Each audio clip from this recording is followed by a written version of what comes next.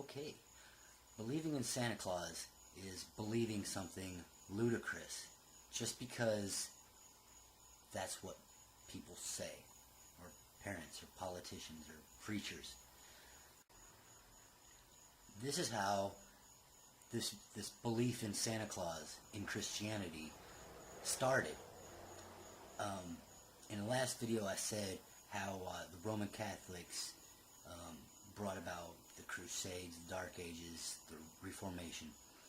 Well, when the Bible was first reintroduced, it was only written in Latin. That way, the common people couldn't read it. They had to just accept what the preacher said. And the preachers at the time were like politicians. They were politicians. This has been a battle that's been going on since civilization began. And it's for our lives. Now, one of the major Santa Claus beliefs is that Jesus said to pay taxes. Now, you may say, well, Jesus did say to pay taxes. No. Read it again. Okay. The way it went down. There were laws against saying things that were against the empire. And you could be crucified for this blasphemy against the state. It was dark times, man. Civilization is evil. Alright? And what happened is, the Pharisees, they said, okay, are we supposed to pay taxes? I'm not sure who said it. But what Jesus did was he said, well, give me a coin. And they flipped him a coin, right? And he's like, whose picture is that? You know? And they said, well, it's Caesar's. He says, all right. He flipped the coin back. He says, render unto Caesar what is Caesar's. Render unto God what is God's. Now, if Caesar's picture is on the standard currency, all that standard currency belongs to Caesar. You got that? Do you understand? If your picture's on something, you own it. He owned it all. Give the gold to Caesar.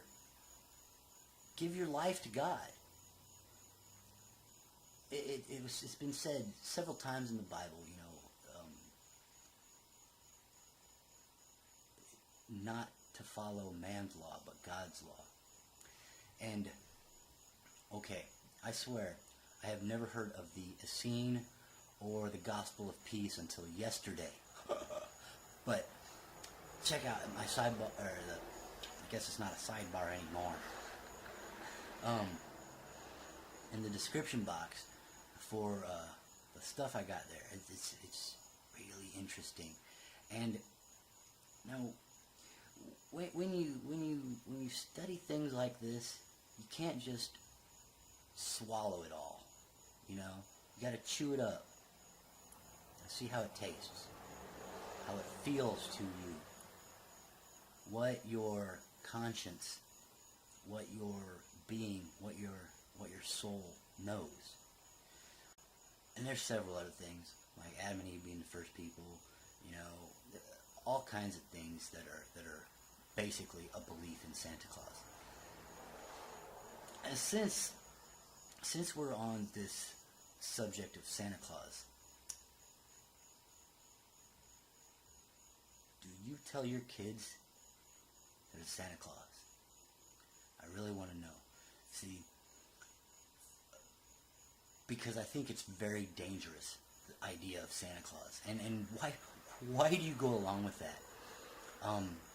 Have you ever really thought about it? Okay, now let me explain. You're lying to your children, telling them that some fat guy breaks into your house once a year, and if they haven't done anything bad, he's going to give them lots of junk that they don't need to occupy their time and their minds and make them, you know, greedy, basically. And and another thing is when your children get to the age where, you know, it's not normal for them to believe in Santa Claus anymore. They learn that two people, or one person, which however it may be, or three people, shit.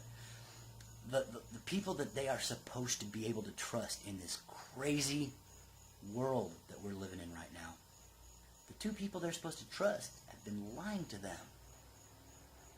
How is that good at all? At all? How is that good? I just wanted to ask you that. I mean, I know everybody's doing it, but come on, man, Santa Claus. Have you really thought about it?